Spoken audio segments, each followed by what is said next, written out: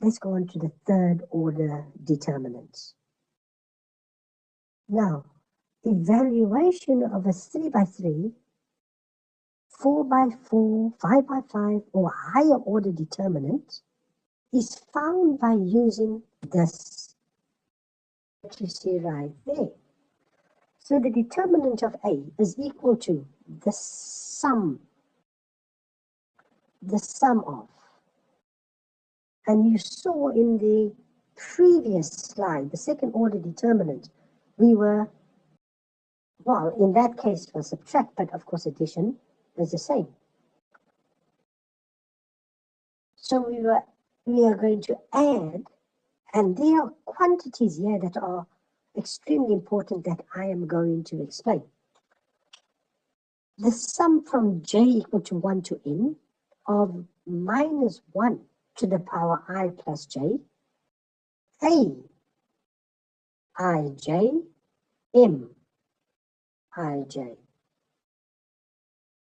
Now first we know that aij represents the element in the matrix. So first row, first column, third row, second column, and so on. But let's look at the other important quantities. What does Mij mean? We're going to call that the minor of the elements that we are going to look at. Minus 1, when I take minus 1 to the power I plus j and multiply it by that minor, I'm going to call it the cofactor of the elements. And minus 1 to the power I plus j by itself, I'm just going to call it, there may be other terms associated with that, but I'm just going to call it the sign associated with which whatever element or the determinant you are looking at. So there are three quantities to this: the minor, the cofactor, and the sign. Okay, let's look at each of these individually. Firstly, the minor, Mij. What is a minor? How do I get a minor? How do I obtain this minor? Well, it is the determinant, so it's a value. It's a determinant that results by doing what? Deleting the row and column of the element that you are looking at. So read that again. What is a minor? How do I find a minor? Firstly, I know it's going to be a determinant. And secondly, I find it by looking at an element and the column that element stands. I delete it, and then something will remain. So, for example, consider the following determinant. Now, I am just using this for the teaching to make it easier for you to understand. So I've used A1, A2, A3, B1, B2, B3, C1, C2, C3. And the question here is, what is the minor of A1? So let's take this highlighter. If I want to consider,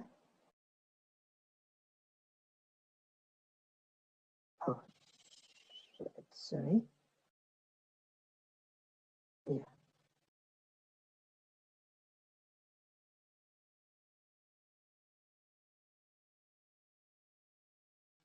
If I want to consider A1 there, and I want the minor of A1, then they say delete, just let me get this right, delete the row. So A1 is in this row, so delete this row. And delete the column in which you see, where you see A1. Then what remains would be the minor of A1. So the minor of A1 would be, I'm just going to have to get this right. Let's go back to red. The minor of A1 is B2, C2, B3, C3. Now look at it again. The understanding is important at this stage. We're not looking at theory, we're just looking at the application. How do we go about finding the minor? Very simple. We look at the elements that we want to find the minor of. So in this case, it's A1.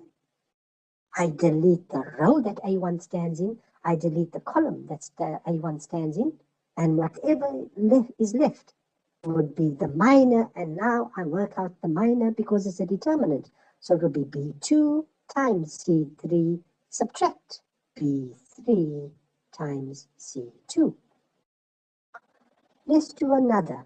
What is the minor of, what would you like to take? C2? Okay, just let me get the, I just need the eraser. Let me take all this off. There you go. Now I want to look at C2, which is there. What do I do with C2? I erase the row and I erase the column where I find C2. Therefore, what is the minor of C2? Whatever remains. So the minor of C2 is going to be A1, B1, A3, B3, and of course you can do that determinant, A1 times B3, subtract A3 times B1, and you can work that out. Okay, just a pause and look at that minor. I was finding C2. C2 is in the second row, I delete. C2 is in the third column, I delete. What remains? A1, B1, A3, B3, subtract A1, do the determinant, A1 times B3, subtract A3 times B1. Okay, let's go back. Let's just erase this. Let's take one more before we go ahead. Let's find the minor of, what would you like to find? B3. Can you do that quickly? What would that be? B3, erase the row, erase the column. I get A1, C1, A2, C2, C2. Let's just double check that. Let's just get our highlighter. B3 is here. So there's the row. There's the column. B3 is in the third row and the second column. What remains is the determinant A1, C1, A2, C2. And multiply out A1 times C2, subtract A2 times C1. So there you go. That is how we calculate our determinants. But we have to select the elements that we want to find the minor of. And it changes, obviously, the row and the column will change according to where that element that you're looking at is positioned in the determinant, in the matrix. Okay, let's just get back to our eraser, erase this, and go to our pen and the next slide. Right, the next concept, let's just go back quickly, one slide, another slide. We've done the minor. Now I'm going to look at the sign first. Okay, so look at this. No, check over here. There's the sign. The sign is -1 to the power I plus j. Now recall that I is the row and j is the letter to represent the column. So what we are looking at is this exponent -1 to the power I plus j. So if we're looking at the very first, the sign of the first position, that is in the first row, first column. So I is equal to 1, j is equal to 1. Substitute that into the formula, I get -1 to the power 1 plus 1, which is -1 squared, and that gives me +1. And that gives me the sign of the first row, the element in the first row, first column. Now these are simply signs of the position, not of the element itself. I'm going to emphasize that all the time. So let's look at the next one. Let's look at this one, which is the first row. So yeah, I get -1 first row, but the second column, that's -1 cubed, and that answer is -1, which means this sign here is negative. What about the one below that, which is yeah? That sign is -1, second row, first column, which is -1 cubed, also gives you -1. So the sign is negative. Let's go below that. In that case, I get -1, third row, first column, -1 to the power of 4, and that gives me a +1. So this is plus. And I can continue to find the signs of the entire matrix, whatever that matrix is. It could be a 2 by 2, it could be a n by n matrix, it could be a massive matrix. But I know the signs. The first sign will be negative, positive. The sign on the right will be negative. Below that will be negative. Below that is positive. What about all the other signs? Well, you can do that calculation. You will find that this sign, second row, second column, is positive. 2 plus 2i minus 1 to the power 4. That will give you positive. This will be negative, and so on. In other words, what is happening to the signs? They alternate. Starting with the very first one, positive, then everything. So looking at a very big matrix, that sign will be positive, the next will be negative, the next positive, and so on. Or they will simply alternate whichever way you look at it. Negative, positive, negative, positive, negative, positive, and that will just continue no matter how big your determinant is. So these are the signs of the determinant. Now you can do two things. If you want to calculate, you can go ahead and do the calculation of the sign of the position in the matrix you're looking at, or you can simply remember and recall this. Remember. Well, it's fine if you remember the signs, but remember and recall that to get all these signs, we had to go through those calculations. So if you simply start in any matrix with the first sign positive, it just alternates from there on. So that is the sign. Next is the cofactor. So my cofactor is that part of the formula that we had discussed. -1 to the power I plus j, mij. In other words, it is the minor multiplied by the appropriate sign. So it's a combination of the previous two slides that we did. So for example, if I want to find the cofactor of 1, which is the first row, first element, I must first find the sign of that. Well, the sign of 1, going back to our previous slide, what is the sign of the very first entry? That's positive. Then find the minor of 1, and you multiply that by the minor of 1. And what is the minor of 1? Delete the row, delete the column. 6, 7, minus 8, 4. And that, when you calculate it together, the sign and the minor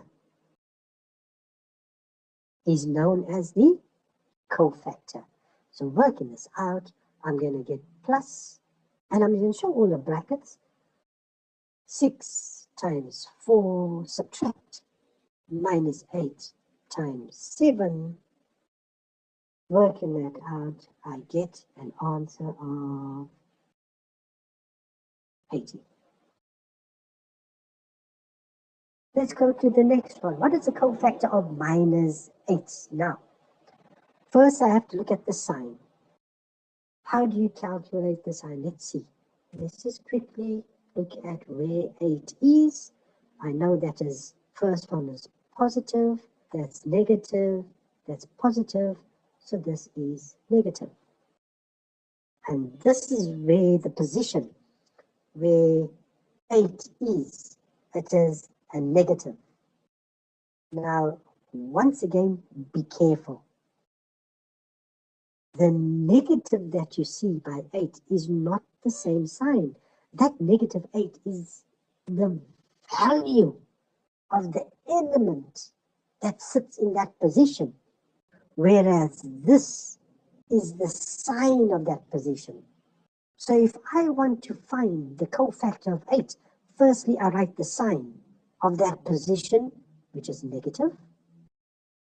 Then I delete the row and column, and deleting the row and the column, what am I left with? 1 minus 3 minus 5, 7, and now I work that out. So I get negative, multiply 1 times 7, subtract minus 5 times minus 3, and do the calculation. 7 minus 15, minus 8, minus 8, minus, so that will be minus 8, and that gives me plus 8 as the answer, and that is your cofactor. So those are my cofactors. But remember, they got to be cofactors of a particular element. So in this case, this is the cofactor of minus 8 from this particular matrix. Now, I just want to pause at this stage because we're going to come across this all the time. We're going to be doing these calculations all the time. And I'm simply going to emphasize, very importantly, look at there. Sign, sign, signs, positive, negatives. You're going to be multiplying, you're going to be adding. And this is the common error made by students. Simple calculations. So I want you to be extremely careful, cautious, and accurate in your calculations of these determinants, looking at all the signs and the values. Okay, let's get back to our pen. Okay, now we are in a position to look at an evaluation. How do I go about actually calculating the determinant now? So there are different ways of doing it. There are many, and you are going to find this in, when you look up, you're going to find this in the notes. When you Google these determinants, you're going to find there's different ways of finding determinants. I'm going to use the method of an expansion of a row or column. So let's take the first one. And it's going to be a combination of what we have just discussed. The minor, the sign, and the cofactor. Okay, let's see. Calculate example 1, the determinant of 132, 457, 248. I have the answer here, and I'll tell you why I put that answer just now. So, step number 1. Let me just write here 1. Choose any row or column. Any row or column. In other words, you can choose row 1, 132. You can choose row 3, 248. You can choose column 2, 354. So I'm going to make the choice. I'm going to choose row 1.